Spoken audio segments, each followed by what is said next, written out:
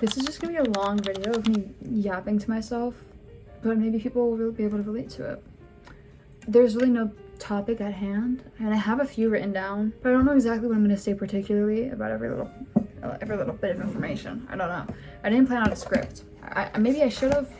I probably could have if I really took my time, but I'm not very good at doing that kind of stuff and making it sound natural. You know, like in a group project where you have to present and you have to read it out, and you're not allowed to just read off the slides. You have to, you know, summarize it in your head and do transitions. I can't do that. Also, I don't have any makeup on right now, so I look a little bit bare, but we're just gonna, you have to bear with me because this is also one of my topics of conversation. Because why would anybody care if I'm not wearing makeup? Why do you care? Why do I care about how I look online to like the 3 people that are gonna see this? Why would I care? Okay, I'm gonna talk about this one because this relates to so many different aspects of your life. It's like not really just this one sentence, but it says the aspects of consumerism in relation to personal style. This is a big thing. There are many, also my voice is kind of weird right now, just ignore that. There's like a lot of things that correlate to this. How in like 2020, there was like 6 core aesthetics and everybody was one of those. Here goes the rain. I might have to plug in my microphone. Hold on. So unfortunately my microphone is completely broken. Probably because I got this in like, I don't even know when, like 2017? It was about time. It was bound to break. We were bound to break. There was like 6 core styles, right? And I bet we can all think of a few. There was definitely streetwear, okay? And that was like the striped shirts. That's what I want it to be, like striped shirts, baggy jeans, and everything was blasted in neon because we were obsessed with the high saturated pictures. The second one, I'm gonna say cottagecore. We all know the strawberry dress that I'm thinking of right now, and I'm not gonna talk about it anymore. The e-girls. Okay, there was the e-girls. And then like there was that mix of the two. It was like the mix of streetwear and e-girls, where it was like the girls with like the cherries and long sleeve shirt under the t-shirt. And then there was soft girls. Crazy name, you know? And call me crazy, but the soft girls are coquette girls now. And I don't think this is that much of a stretch. Sometimes the cottagecore girlies from the past, some of them have now turned into trad wife influencers. Can I speak my mind? Sometimes it's giving that. Sometimes it's giving that. Okay? So there was like some core aesthetics, and it almost always felt like, because like everybody was a teenager during that era. I think everybody was a teenager during that. It felt like that. And it was like, you had to stick to some style. Everybody wanted like a certain aesthetic. It was like, you have to be this, you have to be that. You have to have the clout goggles on. And it's like, I don't know. I mean, you can look back at people's old videos and your favorite influencers were one of those aesthetics. One of those. Or they've had videos where they're dressing up as all of them. Everybody conformed in some way. And consumerism has always had a huge role in personal styles and aesthetics and fashion, obviously. But like the fashion industry is another thing because like magazines and stuff saying like, this is the top of the summer. Should we be really basing our personal style off of a trend? Something that's gonna be gone in like a week? It makes even more problems because it's like, then there's just, you know, these clothes that end up in landfills and it's like, what do you do with that? You can't do anything with that. It's gonna stay here longer than you and you didn't even wear it more than once. Another topic. You don't actually need money to have style. And I think if somebody is still extremely stylish when they don't have any money, that really shows what kind of person they are. Personal style and fashion and creating something that you feel comfortable in, it should transcend any state of wealth, you know? Like how they're saying like money doesn't buy style. They'll post pictures of like celebrity streetwear outfits and stuff being like, did Addison Rae just make the outfit of the summer? It's like, that's what we're supposed to base things off of, but like that's not it. And some people will be like, oh, it seems like money can't buy everything. And I mean, that's true in some ways. I'm not saying that y'all should go hate on random celebrities, but if you're basing your style off of these celebrities, you're really not gonna have any good foundation of who you are and what you like to wear. Another thing is though, when you're growing up, like obviously you're gonna explore other styles and not know what exactly you like to wear, and that's fine. It's a rough sort of state of the internet that we're in where they just want you to buy everything and buy the trend and buy the thing that's gonna help you temporarily know your style, and then when it's out of style, you're just gonna throw it away. If you're sitting at home right now, your challenge of the day is to upcycle one of your old pieces of clothing that you don't wear anymore. I did that the other week because I realized like half my closet I don't wear. I'm not trying to act all high and mighty. Just last year, I bought this ugly shirt from like one of those nasty websites with terrible quality and just like, you know, they're not even like paying their workers. And I think I wore that shirt literally once and it didn't fit me and it was a terrible material and I was just sweating the whole time. So yeah, I've definitely fallen victim to this so many times, and really only like this past year and sort of towards the end of like last year, I've become like overly aware of it. Once you start seeing the effects in your everyday life, it's like, yeah, we should probably be stopping this nonsense. Everything comes back to the earth in the end. That's not the best thing when it comes to this nylon polyester industry. There's a lot of things that sort of fall under this category. There's a lot of commentary YouTubers that make videos like this all the time, so like, you should just click off my video and watch theirs if you want, because it's definitely gonna be more entertaining, because this is just my like, basically a podcast. Anything with trends, I say like a lot, don't I? Maybe I should just cut it out, like, of the video, instead of the end. Trends are the biggest thing that contribute to waste and consumerism. You know? Y'all didn't really need all those Stanleys, did you? How do you feel now? Bet you feel a little bit silly. All those Stanleys sitting in your room, collecting dust. Maybe it'll survive in a fire. How do you think it's gonna decompose? It's meant to be reusable for a reason. You really don't need 50. But everybody's talked about this before. And there's a lot to say. Quality over quantity, guys. You don't need so many of things. They're gonna be like, Chloe, what the hell are you talking about? Look in your background. And you know what? That's valid. Because I do have 3 Nutcrackers and like a million Funko Pops. But hey, at least I'm not a reseller. This is a good transition because I was gonna talk about this. Resellers, they harp on the fact that there's a little trend and then they spark that thing up to $300. What? You'll never catch me reselling something for triple the price. Or selling anything at all. If I have something I don't want anymore, I'll just give it to you. Go on over. Having a garage sale. Come on over. Rat bottle. Oh, speaking of Stanleys, here is my cup. I don't even know the name. Thermos. I covered it with a brat sticker. Everybody asks me, what the heck does this mean? My friends love this bottle. Rat bottle. I'm not sponsored by anybody. Of course, this is the hex core. We're not gonna talk about that right now. Sometimes I think like, I don't get why people are so scared to post themselves, because it's like, you never know what could happen off of that. But I do get it, because there's a lot of issues that come with that. People say the internet is forever, but I don't really believe that. I think it's pretty temporary. Sure, you could save it to a hard drive, but what about when all of this goes to dust? Like, you know what's not temporary? The earth. The trees. But the internet, I think it's pretty temporary. I think of a lot of things as temporary, so that to me includes the internet, and that's why I don't really care about this stuff. I'll be myself on here, because I think a lot of things are temporary.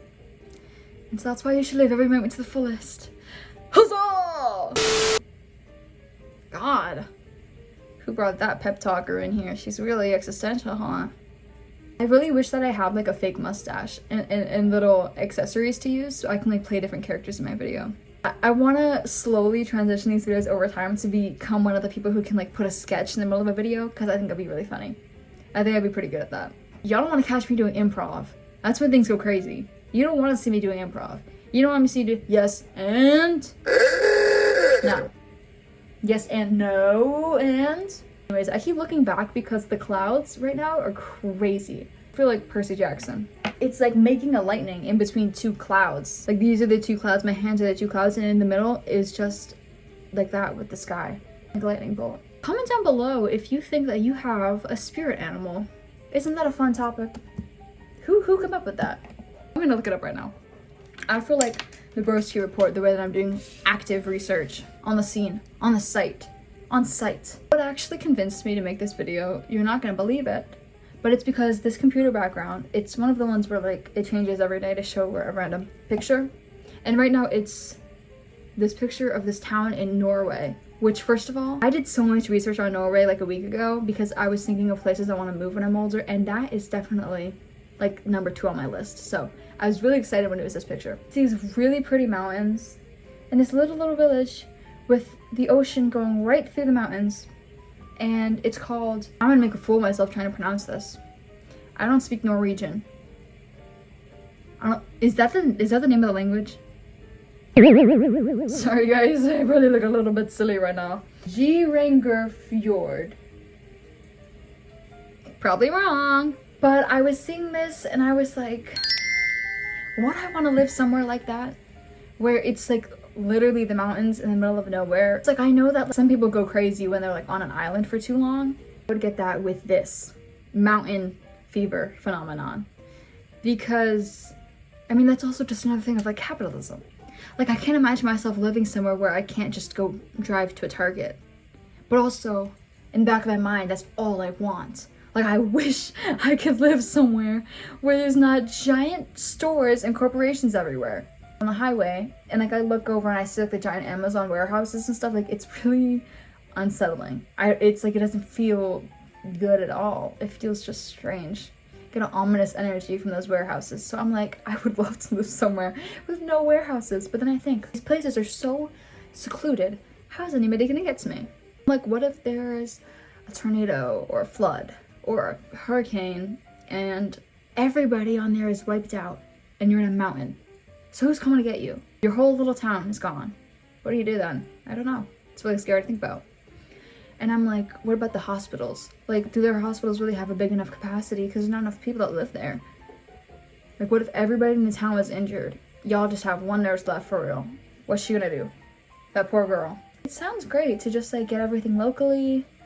You just go to the farmer's market, get your produce for the week. But then it's like, what about when you run out of things to do? What about when you hiked up the tallest mountain? What else is there left to do? Oh my gosh, it's International Picnic Day. What the heck, man? I would love to go have a picnic, but it's been so stormy recently. I feel like I'm in London. Thunder is always so loud, and it rains bad. But honestly, we need it, because it's way too dry and humid here, and it's definitely concerning. Definitely concerning. Selling your life as content. Family influencers, family vloggers, and I'm not talking like you have your family in a vlog, or you and your family film little vlogs. I'm talking like the family vloggers who vlog like their children crying, their kid walking, their kid throwing a tantrum, like their kid losing their first tooth. I'm talking like those kind of people. And you post all that online and you're making money from it. And you shove your camera in your kid's face when they don't want it. Or when they're too young to say anything about it. That's crazy. That's crazy. That's crazy. I never have a tiny little kid online like that, in that way. With every aspect of their life showing. I know I just said the internet's temporary, but when it comes to stuff like that, like, that's not temporary. Because you have millions of people watching that. Freaky people. What? How strange is that? Imagine you grow up and you're like 20 years old and you look back and you're able to see like your first kiss online because your mom was in your face with a camera the whole time. Or like them telling, I saw this lady who was like talking about how her like baby got a UTI and she had to take her to the hospital. And I'm like, do people need to know about your kid's medical history though? They don't. It's one thing to try to ask for advice and like somebody who can relate to your situation. But when you're just like putting it online as almost like a trauma dump, do people need to hear that? No. The tea is, I got a haircut recently and I don't know how to style it. So I keep having to put my hair back with these glasses. And I'm very obvious about it. People say, Chloe, why are you wearing glasses indoors? Why are you wearing glasses everywhere you go? Girl, like, it's a headband to me.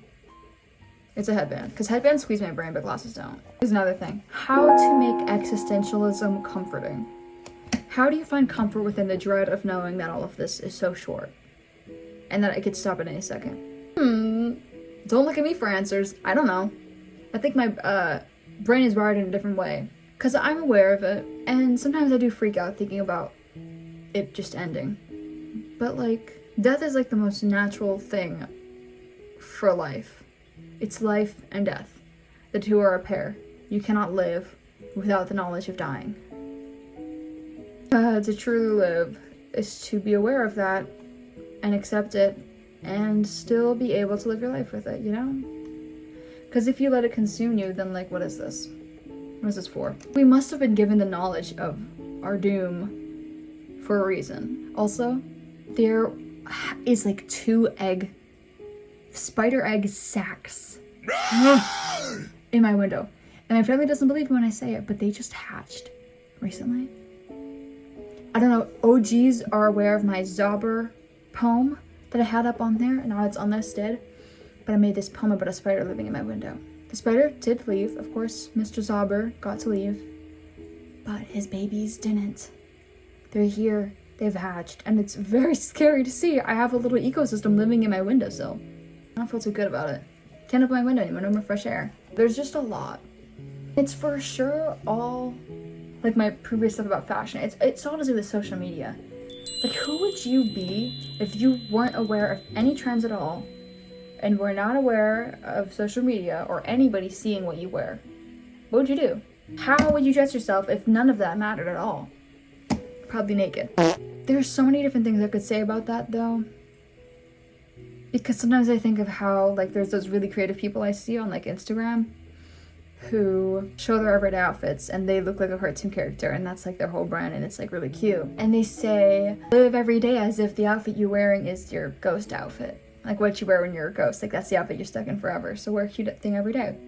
And I do agree with that. Like, I don't believe in saving something for a perfect moment. Like, oh, I can't use this right now. I have to, like, save it for a special time. Or I can't wear this because I have nowhere to wear it. Just do whatever you want in the present moment, because you never know when the special time is. Because then it goes bad and it gets broken or something, and you're like, oh, I never got to use it though.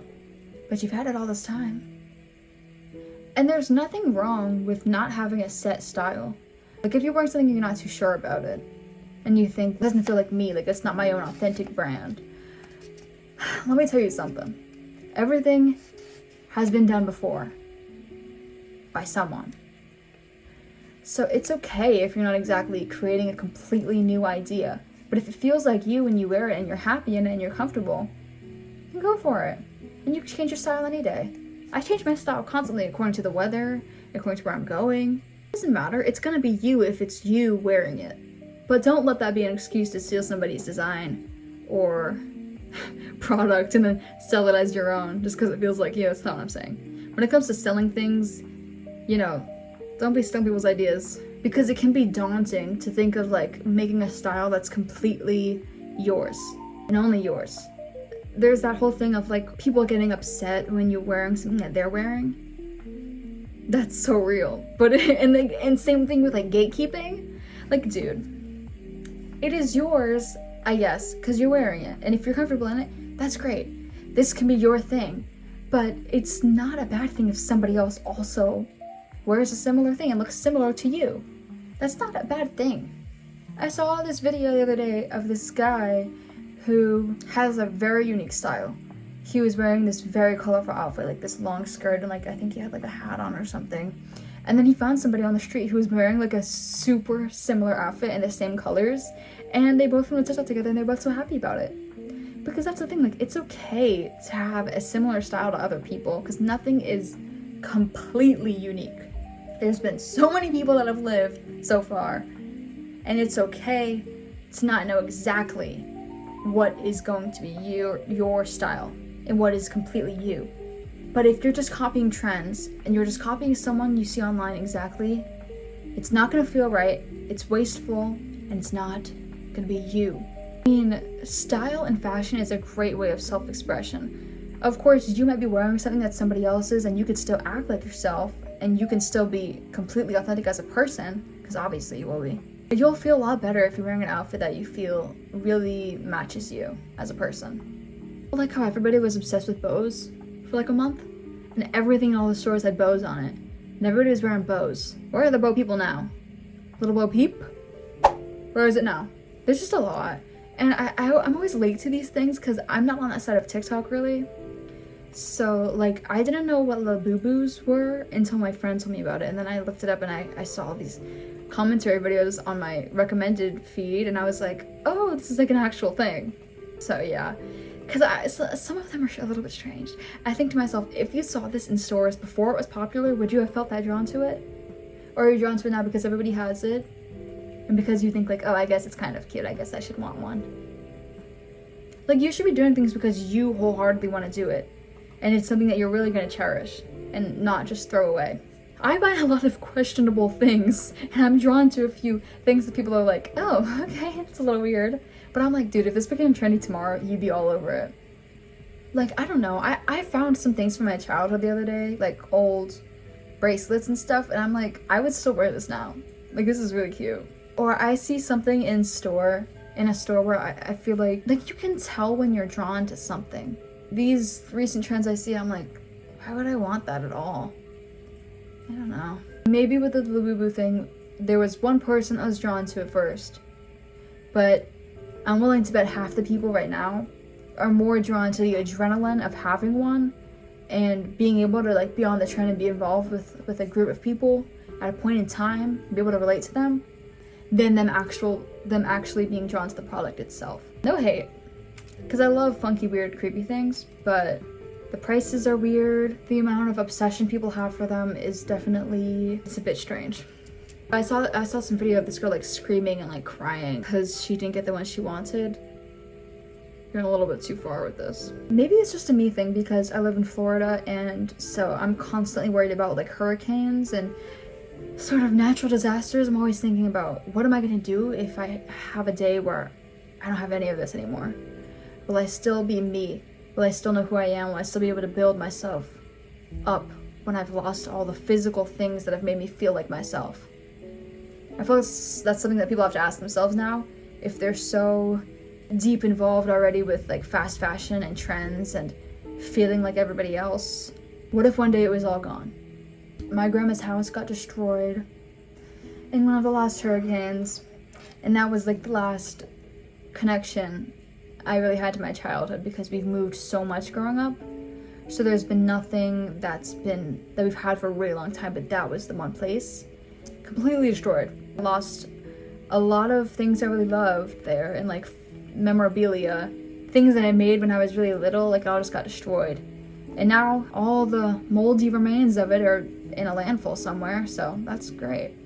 So I just thought, like, you know, everything's temporary. What are you gonna do when it's gone?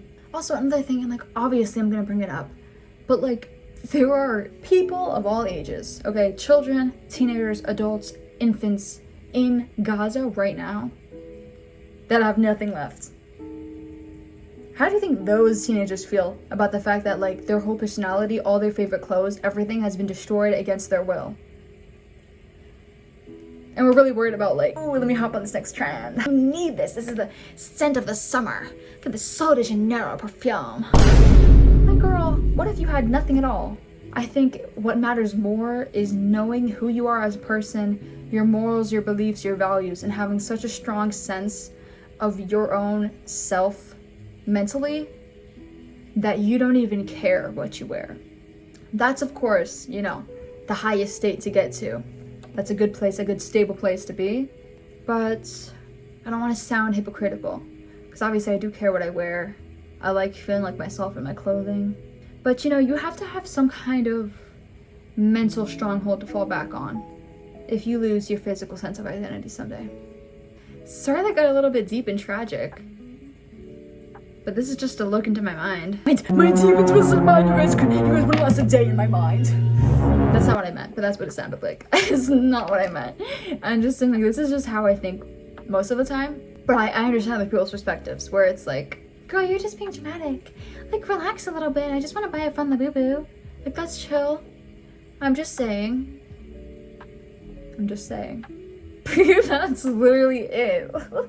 Like, I don't care what you do. Really, as long as you're not a terrible person, and as long as you're not purposely trying to do things, it's just better to be aware of your actions, because everything is a domino effect. It's better to do things with good intention. So before you purchase that dumb thing and hop on a trend, any dumb thing, any trend, not even just with fashion, you should think, what is your intention behind this? What is it that you really want from this? And is that worth it? Or can you get that same feeling from something else? Something more healthy, not just buying all the time. You know? Well, thanks for watching or listening, because I didn't expect many people to watch this. It's not very entertaining visuals. I'm coming out with a podcast soon, where I'm gonna upload stuff just in this format. It's called Things I can't say face to face. Trademarked by me. Already get in your face, brother. My bad. Have a nice day. Do your thing, I guess. And bye-bye.